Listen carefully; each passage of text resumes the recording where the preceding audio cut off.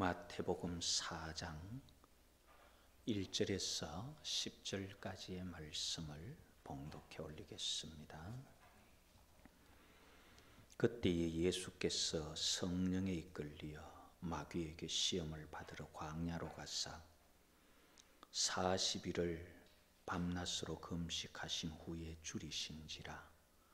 시험하는 자가 예수께 나와서 이르되 네가 만일 하나님의 아들이거든 명하여 이 돌들로 떡덩이가 되게 하라. 예수께서 대답하여 이르시되 기록되었으되 사람이 떡으로만 살 것이 아니요 하나님의 입으로부터 나오는 모든 말씀으로 살 것이라 하였느니라 하시니, 이에 마귀가 예수를 거룩한 성으로 데려다가 성전 꼭대기에 세우고 이르되 네가 만일 하나님의 아들이거든 뛰어내리라. 기록되었으되 그가 너를 위하여 그의 사자들을 명하시리니 그들이 손으로 너를 받들어 발이 돌에 부딪히지 않게 하리로다 하였느니라. 예수께서 이르시되 또 기록되었으되 주 너의 하나님을 시험하지 말라 하였느니라 하시니, 마귀가 또 그를 데리고 지극히 높은 산으로 가서 천하 만국과 그 영광을 보여 이르되 만일 내게 엎드려 경배하면 이 모든 것을 네게 주리라. 이에 예수께서 말씀하시되 사탄아 물러가라. 기록되었으되 주 너의 하나님께 경배하고 다만 그를 섬기라 하였느니라.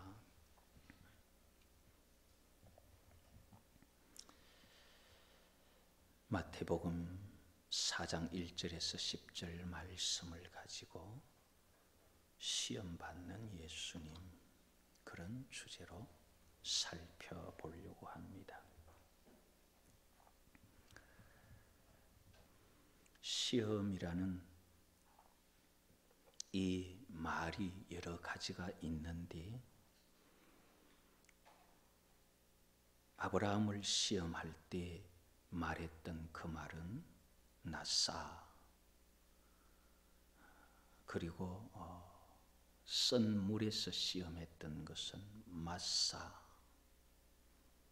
또 시험하는 내용들에는 바한, 이런 구약의 말이 있고, 신약에서는 지금 예수님 시험하는 이 부분에는 페라이조 또는 페라이스모스, 이런 여러 가지 말들이 있는, 우리나라는 시험이라는 말을 한 말을 가지고 있다가 보니까 이 한 시험에 이 여러 가지 의미를 포함을 해버려 놓고 이해는 우리나라 시험 하나를 이해를 하는 거예요. 그러다 보니까 조금 혼돈되는 그런 면이 있습니다.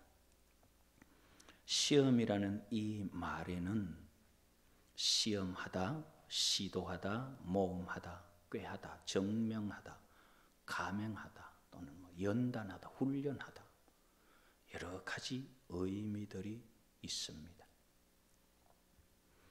하나님께서 시험하시는 시험은 주로 연단, 훈련, 이제 그런 쪽의 모습을 가지고 있습니다. 이 시험이라는 것은 우리의 어떤 지식적인 시험 그러면 몇 점 나오죠.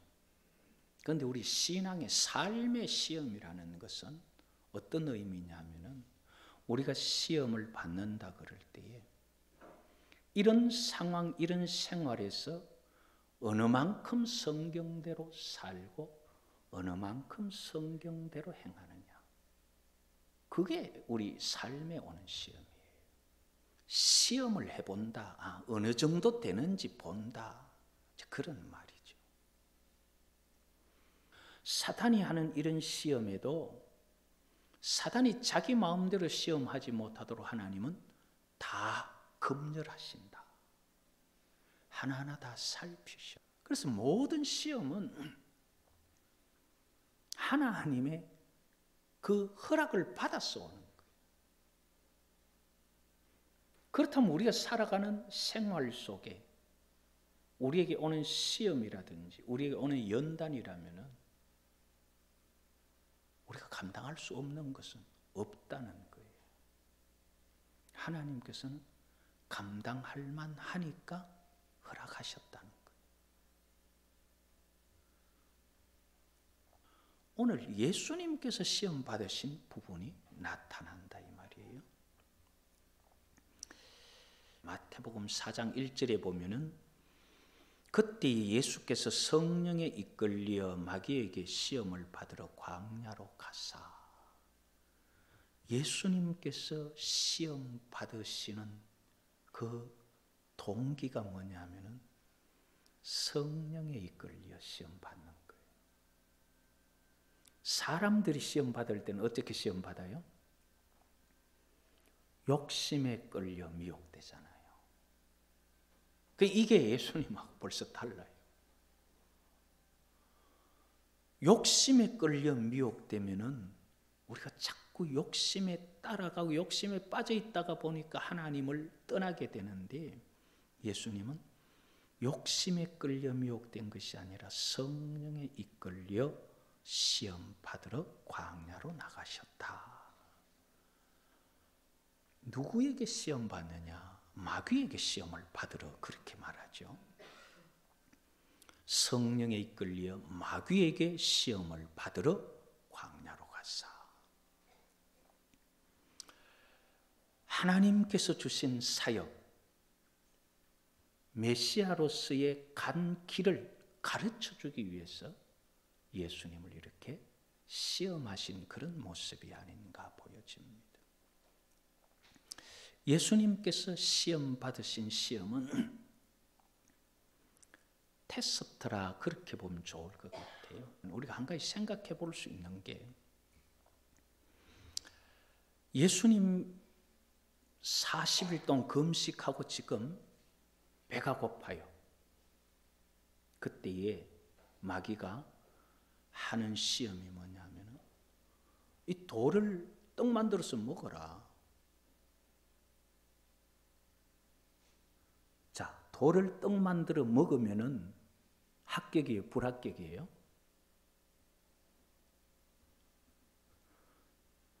그건 안 되는 거예요?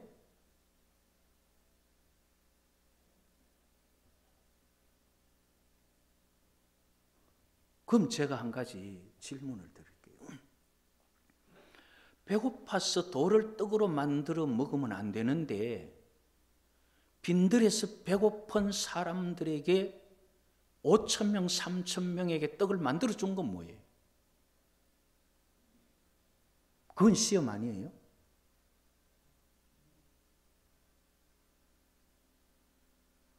아니, 배가 고파서 돌을 떡으로 만들어서 먹으면 시험인데, 마실 포도주가 없어서 물로 포도주를 만들어서 먹이신 것은 그거는 시험 아니에요? 왜 이거는 이적이고 왜 이거는 시험이에요? 기준이 뭐예요?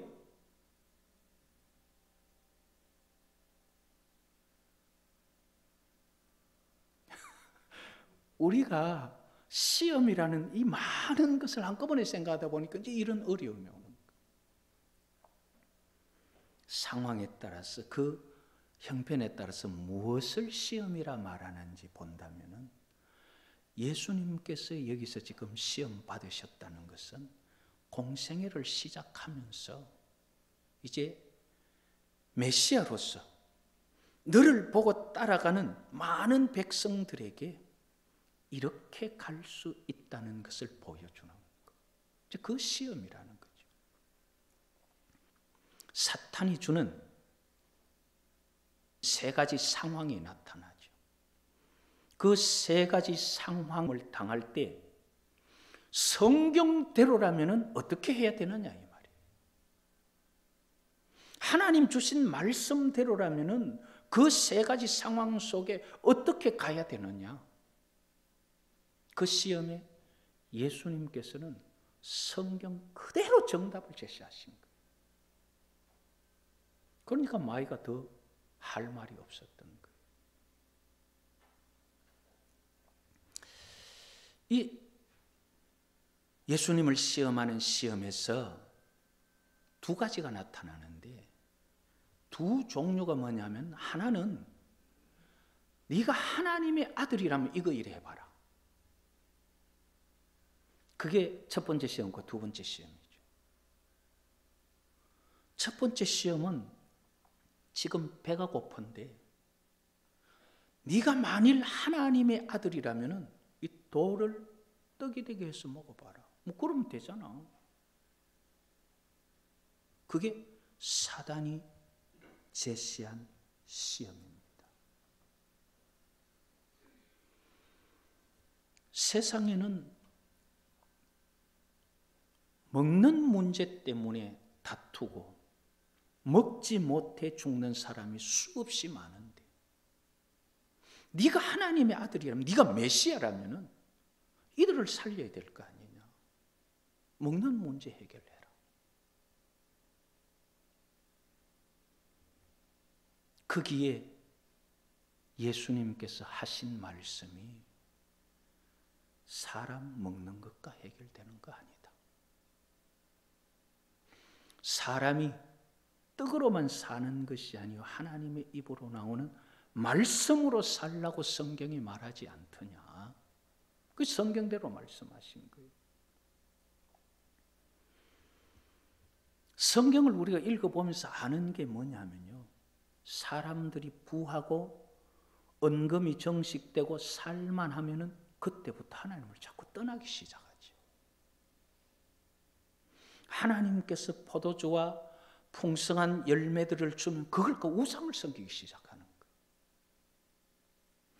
사람은 먹는 문제 해결되면 될 것 같아도요, 먹는 문제 해결된다고 사람이 사람 되는 거 아니에요.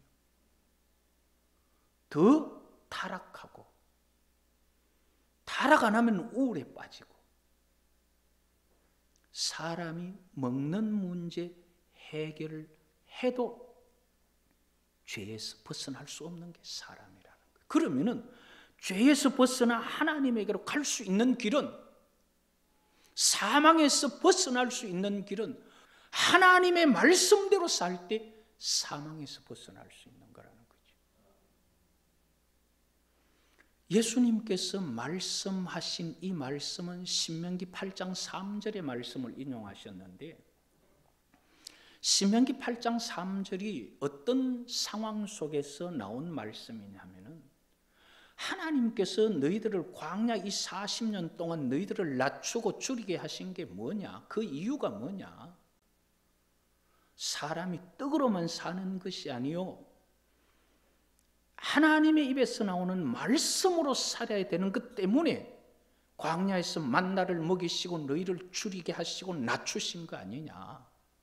그렇게 하나님의 말씀으로 사니까 그 40년 동안 어떻게 되더냐. 너희들의 신발이 헤어지지 아니하고 너희들의 옷이 떨어지지 않은 것을 너희들이 봤지 않느냐. 사람이 모든 문제 해결은 하나님 말씀대로 살 때 해결되는 것이지, 먹는 거 해결된다고 해결되는 거 아니다. 그래서 사단이, 마귀가 예수님에게 이 돌이 떡되게 해라, 그 말에 그것 가지고 해결되는 거 아니다. 하나님 말씀으로 살아야 된다. 성경이 말하는 그대로를 일러주십니다. 그 결국 하나님께서 구약을 통해 하신 말씀이 뭐냐면, 우리 인생에게 먹고 마시는 문제 해결된다고 인생의 죄 문제나 인생의 고민이 해결되는 거 아니라는 거예요. 하나님 말씀대로 살 때에 신발 하나로 40년을 그 광야를 다녀도 신발이 떨어지지 않고 옷이 헤어지지 않더라는 거잖아요. 그게 구약 말씀이에요. 그걸 예수님께 지금 마귀가 시험하는 것에서 요약하신 거예요.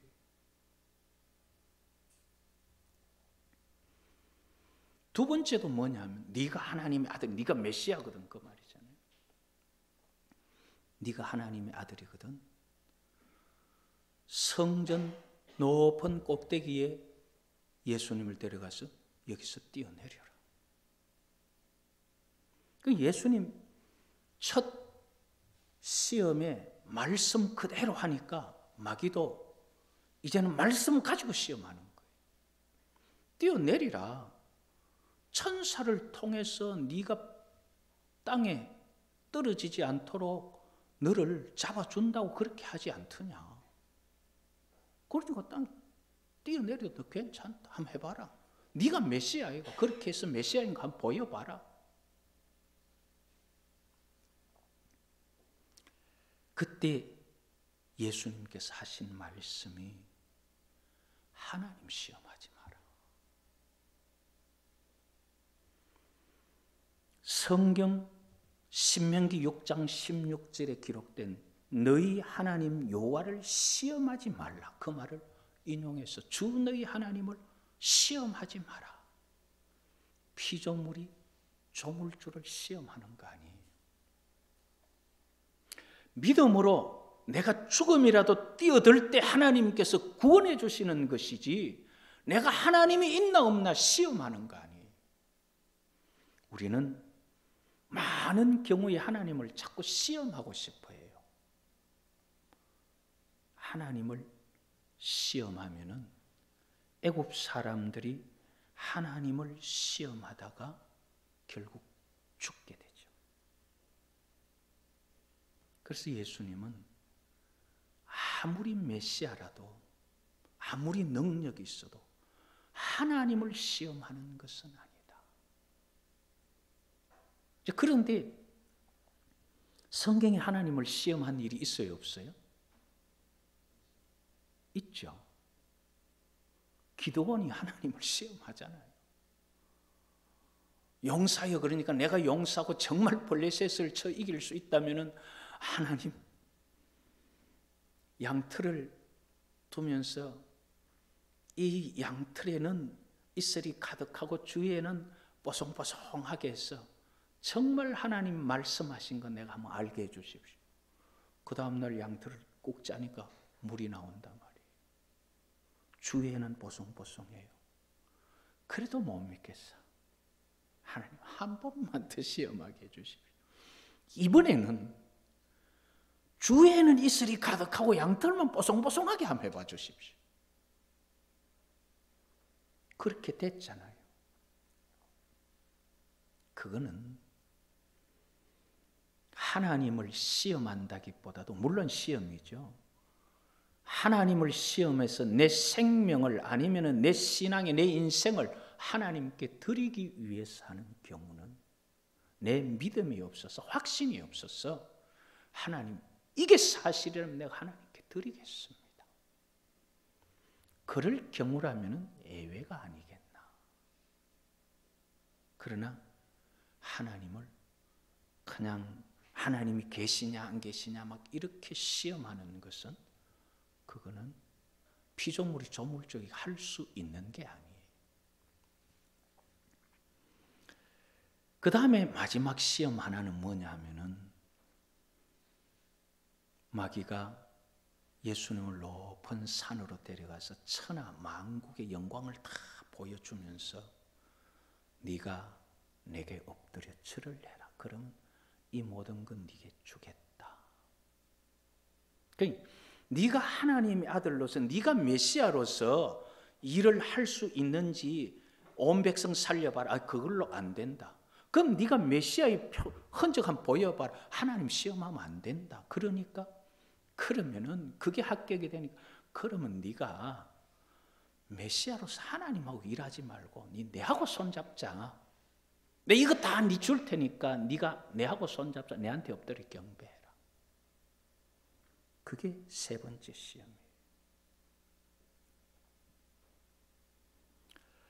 그때도 예수님께서는 성경에 있는 말씀 그대로 하죠. 오직 주 너의 하나님께 경배하고 다만 그를 섬기라 하였나니. 이거는 십계명에 보면 그렇게 나타나잖아요. 나 외에 다른 신 두지 마, 다른 우상 섞이지 마라. 제일 큰 계명이잖아요. 그런데 네 내하고 손잡자. 성경에 하나님 여호와 외에 다른 신은 섬기지 말라 그랬는데 사탄아 물러가라 그렇게 이야기하시죠. 우리가 살아가다가 보면요, 첫 번째, 두 번째 시험도 우리가 감당하기 어렵지만 세 번째 이 시험에 많이 넘어지는 사람들이 있어요. 하나님 앞에 열심히 하고 애쓰고 충성하고 잘해요. 첫 번째, 두 번째 시험 다 이기고, 야, 저만 하면 참 하나님 보실 때 기뻐하시겠다 싶은데, 네 내하고 손잡자. 내 그거 다 줄게. 그런만 넘어가는 사람들이 있어요. 설령 그 길이 고난의 길이라 해도, 설령 그 길이 영광의 길이라 해도, 아니 내 생명을 던져야 하는 길이라 해도 여호와 하나님을 떠나는 것은 신앙이 아니에요. 그건 잘못된 거예요. 예수님은 그걸 정확하게 성경이 말하는 그대로를, 먹고 사는 문제로 해결되는 게 아니라 말씀으로 해결되는 거. 하나님을 시험하는 게 아니고, 아무리 내게 부귀영화가 있어도 여호와 하나님을 떠나서 다른 신을 쫓아가서는 안 되는 것. 그것을 분명하게 말씀하시면서 사단을 물리친 것이죠. 우리가 살아가면서 많은 일을 겪고 어려움을 당하게 됩니다. 그때마다 시험을 이길 수 있는 것은요, 내가 참는다고, 내가 용선다고 이기는 게 아니라 하나님의 말씀을 따라가는 그것만이 이기는 길이에요. 그 외에 다른 길이 없어요. 우리 인생이 살아가는 모든 곳곳에 사단은 우리를 시험 들게 하고 넘어지게 하고 죄짓게 하는 것으로 심어 놓았잖아요. 왜? 우리가 타락한 인생이기 때문에. 그러나 거기에서 벗어나서 구원받을 수 있는 그 길을 주신 게 하나님 말씀이다 말이에요. 그래서 하나님 말씀이 아니고는 시험뿐만 아니라 우리가 이 땅을 살아가면서도 하나님 말씀 아니고는 구원의 길이 없어요. 그래서 베드로는 뭐라 그럽니까? 예수님은 거듭나지 않으면 하나님 나라 볼 수 없다 그러는데, 거듭나지 않으면 구원받을 수 없다 그러는데 베드로가 하는 말이, 너희가 거듭난 것은 항상 있는 하나님의 말씀으로 거듭난다, 구원받는다 그 말이잖아요. 그 우리는 이 세상을 살아가면서 예수님처럼 하나님 말씀을 따라 행하지 아니하면은 우리는 거듭나는 길도 없고 구원받을 수도 없어요. 그래서 우리가 살아가면서 내게 유익한 것, 내 욕심을 채울 수 있는 것이 아무리 많아도 그 길이 하나님 말씀에서 벗어나고 여호와 하나님에게서 멀어지는 길이라면 우리는 그 길을 포기해야 돼요. 그러나 내가 힘들고 어려운 길이라도 주의 말씀을 따라가면은 광야 그 40년 신발 한 짝 가지고 옷 한 벌 가지고 헤어지지 않고 떨어지지 않고 살게 하신다 이 말이에요. 그게 하나님 말씀이에요. 그걸 보여주신 게 예수님 시험이에요. 사단은 어떤 상황을 가지고 오더라도, 어떤 경우에 우리를 넘어뜨리려고 하더라도 우리는 하나님 말씀 붙들고 주의 말씀이 내 발의 등이요 내 길에 빛이 되어 살아갈 때에 우리는 넘어지지 않을 수 있어요. 그렇게 사는 사람 구원받습니다. 그래서 시편 기자는 주의 말씀을 주야로 묵상하는 자가 복이 있는 사람이다. 왜? 구원받을 수 있는 사람이니까. 무엇이 중요한 것인지 참 복인지 아는 사람이니까. 하나님의 말씀 안에서 어떤 유혹이나 어떤 어려움이 우리 앞에 놓여도 말씀과 함께 살아가는 믿음의 백성들 되어서 여호와의 나라에 이르는 복이 있기를 여호와 이름으로 축복합니다.